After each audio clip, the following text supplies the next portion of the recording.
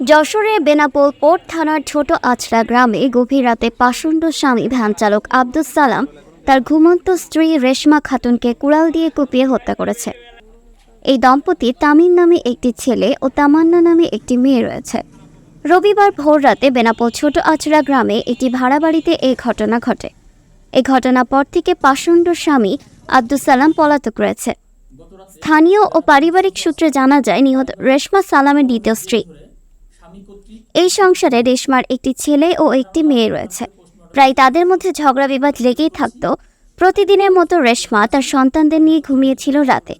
গভীর রাতে সালাম বাড়িতে এসে তার সন্তানদের অন্য ঘরে রেখে ঘুমন্ত স্ত্রীকে কুড়াল দিয়ে কুপিয়ে হত্যা করেছে। বেনাপোল পোর্ট থানা ভারপ্রাপ্ত কর্মকর্তা কামাল হোসেন ভুইয়া বলেন, এলাকাবাসীর কাছ থেকে খবর পেয়ে সঙ্গীয় ফোর্স নিয়ে ঘটনাস্থলে গিয়ে জানতে পারি সালাম তার স্ত্রী প্রায়ই মারধর করত। আজ ভোররাতে তার ঘুমন্ত স্ত্রীকে স্বামী কুড়াল দিয়ে কুপিয়ে হত্যা করেছে। প্রাথমিকভাবে ধারণা করা হচ্ছে পারিবারিক কোন্দলে এই হত্যাকাণ্ডের ঘটনা ঘটেছে। ময়না তদন্তের জন্য লাশ যশোরে পাঠানো হয়েছে। পলাতক স্বামী সালামকে আটকের চেষ্টা চলছে বলে তিনি জানান। গতরাতে বেনাপোলের ছোট আশ্রয় পারিবারিক কলহের জের ধরে স্বামী কর্তৃক স্ত্রী খুন হয়েছে। এ ব্যাপারে আমরা লাশ উদ্ধার করে পোস্টমর্টমের জন্য যশোর হাসপাতালে প্রেরণ করেছি। আইনগত ব্যবস্থা প্রক্রিয়াধীন আছে। আর ঘাতক স্বামীকে গ্রেপ্তার করার জন্য আমরা